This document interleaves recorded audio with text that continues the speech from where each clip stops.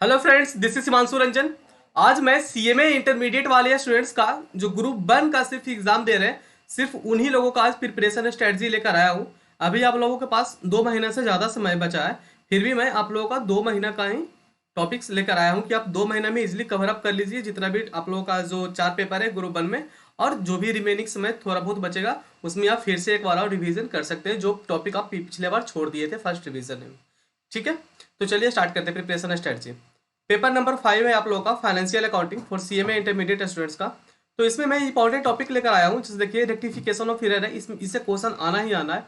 Rectification of error से question जरूर आता है, कंसाइनमेंट से क्वेश्चन आता है। और इंश्योरेंस क्लेम में आइए तो आपको अगर इंस्टीट्यूट एक बार लॉस ऑफ स्टॉक से अगर क्वेश्चन पूछता है तो next bar loss of profit से पूछेगा।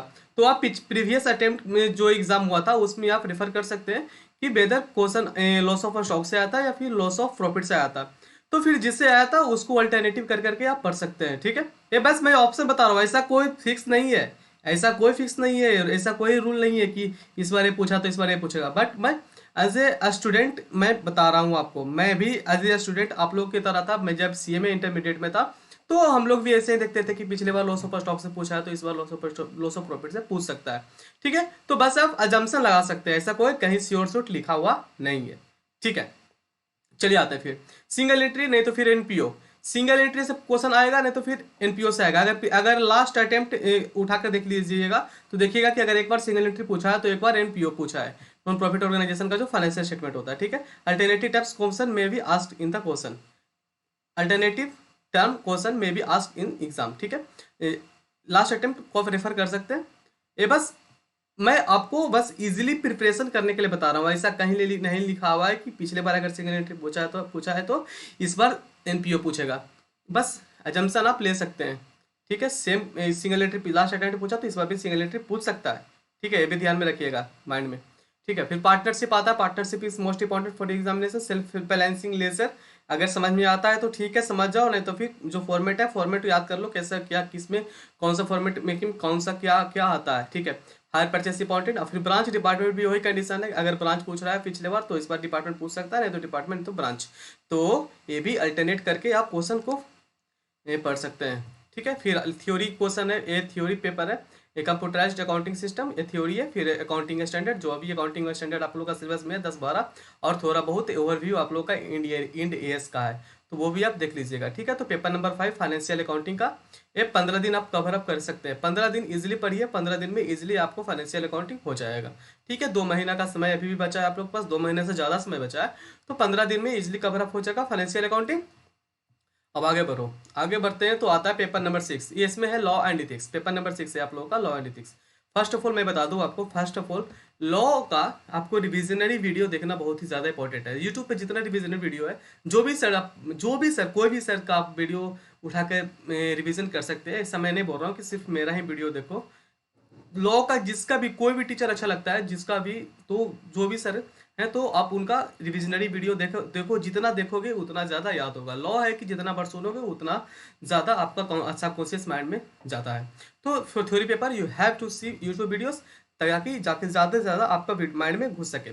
ठीक है, एक बताओ, एमसीक्यू क्वेश्चन मैं अपलोड कर चुका हूँ फॉर सीएमए इंटरमीडिएट लॉ का। सीएमए इंटरमीडिएट का लॉ का एमसीक्यू क्वेश्चन अपलोडेड है मेरे यूट्यूब चैनल पे। आप जाकर के एमसीक्यू क्वेश्चन जितना भी अपलोडेड है आप जाकर के जरूर देखो। CMA inter law MCQ search करना यूट्यूब पे मिल जाएगा मेरा वीडियो। ठीक है, 10 वीडियो अपलोडेड है, 10 वीडियो कर लोगे तो आपको easily MCQ question total exam में बन जाएगा।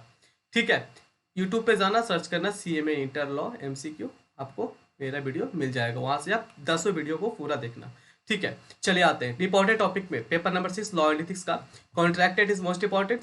फिर sale of good act partnership LLP, और फिर ग्रेचुइटी एक्ट बहुत इंपॉर्टेंट है। फिर employee provident fund, bonus, gratuity और ईपीएफ, ये बहुत इंपॉर्टेंट है। उसके बाद contract, sale of good act partnership act. और फिर आओ कंपनी लॉ में। कंपनी लॉ में सिर्फ आप डायरेक्टर भी पढ़ो तो काफ़ी है। इसका जो फर्स्ट पोर्सन है थोड़ा बहुत, कंपनी लॉ में बहुत सारे स्टूडेंट्स को डिफिकल्टी फेस होता है, तो मैं सोचा हूँ कि जो भी इसका जो कंपनी लॉ का जो आप लोग का स्टार्टिंग में जो थोड़ा बहुत जो होता है ना टाइप्स ऑफ कंपनीज, ये सब थोड़ा थोड़ा प्रोस्पेक्टस से रिलेटेड, ये सब बहुत सारा टॉपिक से थ्योरी है, तो मैं सोचा हूँ कि इसको भी एक अलग से एक वीडियो बना करके अपलोड कर दूंगा। ठीक है, तो बट ये जो भी अभी बता रहा हूँ ये इंपॉर्टेंट टॉपिक है, ये कि इसको आपको छोड़ नहीं जाना है, टोटल इसको कवर अप करके जाना है। ठीक है। डायरेक्टर के बाद आप आइए इथिक्स में, लास्ट टॉपिक है आप लोग का इथिक्स। इथिक्स करके जाओ, एग्जाम में क्वेश्चन बहुत ज़्यादा इंपॉर्टेंट है, एग्जाम में क्वेश्चन आता है। ठीक है। For theory paper you have to watch YouTube videos for revision and must do MCQ question. ठीक है, ये ऑलरेडी मैं बता चुका हूँ आप लोगों को। चलिए अब आते हैं पेपर नंबर 7 है आप लोगों का। पेपर नंबर 7 है डायरेक्ट टैक्सेशन, डीटी। डीटी में क्या इंपॉर्टेंट है, पहले तो फर्स्ट ऑफ ऑल आपको वो जो 5 हेड्स ऑफ इनकम है, salary, house property, business profession, capital gain, other sources, ये पांचों तो करके जाना है। ये तो बिना पांचों नहीं करोगे तब तक हो सकता है लंबा सम पूछ दे, जिसमें सबको एडजस्टमेंट में आपको other sources, PGBP, capital gain भी डाल देगा, तो फंस सकते हो। ठीक है। तो आपको टोटल पांचों हेड्स, 5 हेड्स ऑफ इनकम को करके जाना बहुत ही ज़्यादा इंपॉर्टेंट है। ठीक है। आपको रिस्पेक्टिव चैप्टर से भी क्वेश्चन पूछ सकता है, जैसे कैपिटल गेन से क्वेश्चन आता है रिस्पेक्टिव, पीजीबीपी से क्वेश्चन रिस्पेक्टिव आता है, तो ये सबसे क्वेश्चन आता है, इसलिए आपको 5 हेड्स ऑफ इनकम अच्छे से करके जाना होगा। ठीक है। हाँ, इससे भी पहले मैं बता दूं आपको भी एमसीक्यू क्वेश्चन करके जाना है। ये टोटल डायरेक्ट टैक्सेशन का मैंने अपने यूट्यूब चैनल पे ऑलरेडी अपलोड कर चुका हूँ, MCQ based questions, CMA inter DT MCQ search करना यूट्यूब पे, मेरा वीडियो मिल जाएगा। मैं डीटी में भी 6 लगता है 6 या 7 वीडियो है टोटल अपलोडेड एमसीक्यू क्वेश्चन। आप जाकर के 6-7 जितना भी वीडियो है अपलोडेड है वो आप जाकर कर लो, टोटल एमसीक्यू कर लोगे, एग्जाम में टोटल एमसीक्यू बन जाएगा। तो जाकर के वो वीडियो पहले जाकर के जरूर देख लेना। ठीक है। चलो आते हैं फिर रेसिडेंशियल स्टेटस इंपॉर्टेंट है आप लोगों का। फिर set of and carry forward, जो चैप्टर 6 से का जो डिडक्शन है, इसमें आपको रिस्पेक्टिव हो सकता है एमसीक्यू क्वेश्चन भी पूछ सकता है, नहीं तो फिर आपको जो एडजस्टमेंट आता है ना पीजीबीपी से रिलेटेड जो सम आता है, उसमें भी इसका एडजस्टमेंट आपको मिल सकता है वहाँ पे। ठीक है। फिर आओ टीडीएस हो गया, फिर टीसीएस हो गया, बहुत ही ज़्यादा इंपॉर्टेंट है, आपको क्वेश्चन जरूर मिलता है इससे। ठीक है। टीडीएस और टीसीएस बहुत सारी इंपॉर्टेंट। फिर एडवांस टैक्स इंपॉर्टेंट है, सब तो छोटा छोटा चैप्टर है, बहुत ही ज़्यादा इंपॉर्टेंट होता है, एमसीक्यू क्वेश्चन तो आता ही आता है ये सबसे। फिर रिटर्न फाइलिंग है, ऐसी बहुत ही ज़्यादा इंपॉर्टेंट है। ठीक है। लास्ट अटेम्प्ट की मैं बात करूं, जिसमें जो लास्ट अटेम्प्ट जो ऑनलाइन हुआ था, उसमें आप लोगों का मैंने जैसा मुझे सुनने को मिला था कि असेसमेंट प्रोसीड्योर और आईसीडीएस से क्वेश्चन भर भर के पूछा था। तो स्टूडेंट जितना भी सीएमए इंटरमीडिएट का होते हैं वो असेसमेंट प्रोसीड्योर और आईसीडीएस को छोड़ के जाते हैं, तो छोड़ो मत, इसको अच्छा से करके जाओ। लास्ट अटेम्प्ट में अगर पूछा असेसमेंट प्रोसीड्योर और आईसीडीएस, तो इस अटेम्प्ट भी पूछेगा, तो इसको अच्छा से करके जाना। ठीक है। पेपर नंबर 7 हो गया। एमसीक्यू क्वेश्चन मेरा कर लेना, टोटल एमसीक्यू क्वेश्चन मैं अपलोड कर चुका अपने यूट्यूब चैनल पे, जाकर के टोटल कर लेना। ठीक है। अब आते हैं पेपर नंबर 8 में, कॉस्ट अकाउंटिंग। कॉस्ट अकाउंटिंग में आप लोगों का इंपॉर्टेंट है मटेरियल, लेबर, ओवरहेड। ये 3 चैप्टर तो बहुत ही ज़्यादा इंपॉर्टेंट है, क्वेश्चन आता ही आता है। Material, labour, overhead. ठीक है। मटेरियल में ईओ क्यू इससे रिलेटेड समरी, ऑर्डर लेवल हो गया, लेबर हो गया, लेबर में 4-5 लेबर प्लान है, तो ओवरहेड हो गया। फिर कॉस्ट अकाउंटिंग, हाँ, ये cost accounting standard must do all 24 cost accounting standard. आप लोगों को जो टोटल जो 24 कॉस्ट अकाउंटिंग स्टैंडर्ड है 1 से लेकर के 24 तक, आप लोगों को सिर्फ नाम याद करना है, जैसे CS1 classification of cost, CS2, CS3 क्या होता है ओवरहेड, CS4, तो जैसे सिर्फ जो नाम है ना, वो नाम भी खाली याद कर लोगे तो काम हो जाएगा। सिर्फ जो रिस्पेक्टिव, जैसे कि मटेरियल कॉस्ट है तो CS6, लेबर हो गया CS7, ओवरहेड CS3, तो ये सबको सिर्फ आपको जो चैप्टर से रिलेटेड है कॉस्ट अकाउंटिंग स्टैंडर्ड, उसको आप अच्छे से करके जाओ, और जो चैप्टर से रिलेटेड कॉस्ट अकाउंटिंग स्टैंडर्ड नहीं है उसको सिर्फ नाम भी याद कर लो, काफ़ी है। क्योंकि ये जो कॉस्ट अकाउंटिंग स्टैंडर्ड जो डिटेल में होता है वो आप लोगों का सीएमए फाइनल में जाओगे तो वहाँ पे आपको पढ़ने को मिलेगा। ठीक है। तो सिर्फ नाम याद कर लेना कॉस्ट अकाउंटिंग स्टैंडर्ड का, जो चैप्टर से रिलेटेड है उसको आपको टोटल कवर अप करना होगा। ठीक है। चलो आगे बढ़ते हैं। फिर आता है contract costing. Contract costing is most important, ये बहुत ही ज़्यादा ईजी है, पीएल अकाउंट की तरह बनता है, तो आराम से कर सकते हो। Process costing, operating costing, marginal, हाँ नीचे में जो तीनों चैप्टर है ना, मार्जिनल, स्टैंडर्ड, बजट, ये ऐसा चैप्टर है आप लोग का जो ग्रुप 2 का जो कॉस्टिंग है उसमें भी मिलेगा और यहाँ पे मिलेगा, तो इसको अच्छा से करो, क्यों नहीं, एक जगह करने से दोनों जगह फायदा हो जाएगा। तो मार्जिनल, स्टैंडर्ड, बजट बहुत ही ज़्यादा इंपॉर्टेंट है, अच्छे से करके जाना। तो ये सब टॉपिक आप लोगों का बहुत ही ज़्यादा इंपॉर्टेंट है, जो जो इंपॉर्टेंट टॉपिक था वो मैं आपको अभी डिस्कस किया। आप लोग के पास 2 महीने से ज़्यादा समय बचा हुआ है, तो आप इजीली, आपके पास समय है कि आप इजीली कवर अप कर सकते हो। 4 पेपर है, अगर सिर्फ एक ग्रुप दे रहे हो, ग्रुप 1 दे रहे हो फॉर सीएमए इंटरमीडिएट, जो भी स्टूडेंट्स दे रहे हो ग्रुप 1, तो बहुत ही सफिशिएंट समय है। 15-15 दिन भी देते हो हर एक पेपर को, तो इजीली आप 2 महीना में कवर अप कर सकते हो। और फिर जो भी रिमेनिंग समय बचेगा उसके बाद फिर से एक बार रिविजन कर लेना, जो टॉपिक आप पिछले बार थोड़ा बहुत मिस कर दिए थे या फिर छोड़ दिए थे या फिर समझ नहीं आया था। ठीक है। तो बस यही था, 15 दिन लिखा हुआ है या नीचे देखो, 15 दिन पर पेपर आपको देना है, 15 दिन पर पेपर दो, 4 पेपर है, 2 महीना में कवर अप हो जाएगा। उसके बाद जो भी रिमेनिंग समय बचेगा तो थोड़ा बहुत जो बचेगा उसको रिवीजन एक बार फिर से कर लेना, और कम से कम पढ़ना होगा 8 to 10 आवर्स पर डे, कम से कम डेली 8 से 10 घंटा समय तो आराम से हो जाएगा। फिर start your day with theory papers.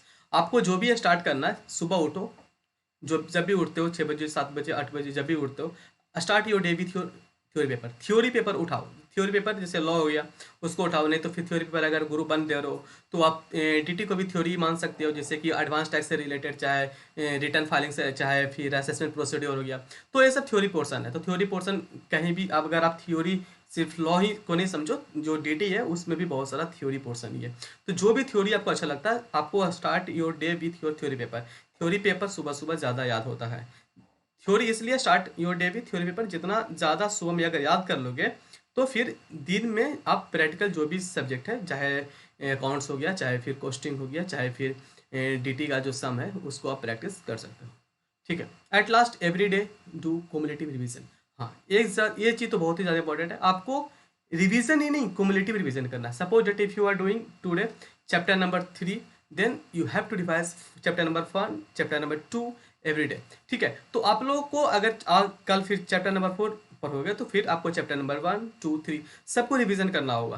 Cumulative revision करोगे, जब तक क्युमुलेटिव रिवीजन नहीं करोगे तो पिछला भूल जाओगे। क्युमुलेटिव रिवीजन करने से ये होता है कि आपको रिटेंशन में हर एक पेपर बना रहेगा और ज़्यादा समय नहीं लगता है। क्युमुलेटिव रिवीजन करने में आपको एटलीस्ट जो चीज़ पहला दिन आप पढ़े थे 1 घंटा में, वो इजीली 10 to 15 मिनट्स में कवर अप कर लोगे। तो क्युमुलेटिव रिवीजन करने से 2 फायदा होता है। एक तो होता है कि अभी उसको भूलोगे नहीं, और फिर से एक बार रिवीजन करने से वो हमेशा रिटेंशन में रहेगा, और फिर से रिवीजन करने का फिर से जरूरत भी नहीं पड़ेगा। तो cumulative revision is most important for your preparation strategy. ठीक है। तो अभी आपने ग्रुप 1 में जो सीएमए इंटरमीडिएट स्टूडेंट्स थे, तो उन लोगों का जो ग्रुप 1 का जो एग्जाम दे रहे हैं उन लोगों का मैं प्रिपरेशन स्ट्रैटेजी बताया। 15-15 दिन दो, 4 पेपर है, 2 महीना में इजीली कवर अप हो जाएगा। सफिशिएंट समय है, आराम से पढ़ाई करो। और मेरा यूट्यूब चैनल पे बहुत सारा रिविजनरी वीडियोस अपलोडेड है, उसको देखो।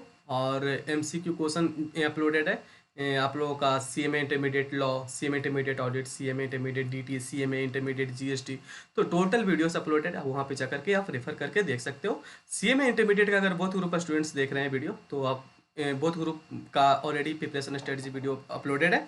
अब अगर सीएमए इंटरमीडिएट का ग्रुप 2 का वीडियो, अगर ग्रुप 2 का जो स्टूडेंट्स अपीयर करने वाला है, तो उसको उन लोगों का भी मैं वीडियो ऑलरेडी अपलोड कर चुका हूँ, वो भी उस वीडियो को रेफर कर सकता है। सीएमए फाइनल वालों को भी आप बोल सकते हैं, उन लोगों का भी वीडियो अपलोडेड हो चुका है। ठीक है। तो वीडियो जहाँ तक रखते हैं। वीडियो अगर अच्छा लगेगा तो प्लीज़ वीडियो को लाइक कर देना और थोड़ा सा अपने दोस्तों के पास शेयर कर देना, और चैनल को सब्सक्राइब जरूर करना। ठीक है। So thank you.